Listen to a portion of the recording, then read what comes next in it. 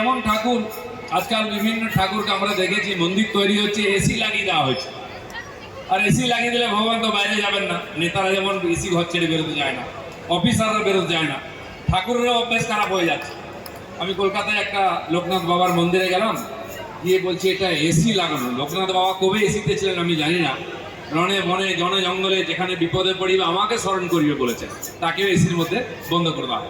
গণেশ বাবাকে তো অনেক দিন থেকে বন্ধ করা হয়েছে, টাকা পয়সা সোনা দানা দিয়ে এমন আটকে রেখেছে, উনি ভুলে গেছেন। তো জগন্নাথ প্রভু এর মধ্যে বাধা পড়েন না। সাধারণের ঠাকুর, সবসময় তার কাছে সবার দমন, আর এমন দয়ালু তিনি। আমরা যেমন আজকে সৌভাগ্যবান এখানে এসে ভগবানকে দর্শন করছি, মন্দিরেও চলে যাই মাঝে মধ্যে, কিন্তু আপনারা জানেন আমি দীঘাতে চলে গেছিলাম, কি বাওয়াল হয়েছে, সব ভগবানের ইচ্ছা। তো ভগবান বলেছেন যে অনেকে অসুস্থ থাকেন, শারীরিক দিক দিয়ে অক্ষম থাকেন, যাকে আজকাল আমরা কি বলছি দিব্যাঙ্গ, বিকলাঙ্গ বলতাম আমি, সে বেরোতে পারে না, আসতে পারে না। সে ভগবান এত দয়ালু, বছরে 7 দিনের জন্য তিনি বাড়ি ছাড়েন, 9 দিনের জন্য। উদ্দেশ্য কি? মাসি বাড়ি যাচ্ছে, কারণ তার মাসি গুন্ডিচা দেবী, তার ছেলে মেয়ে নাই।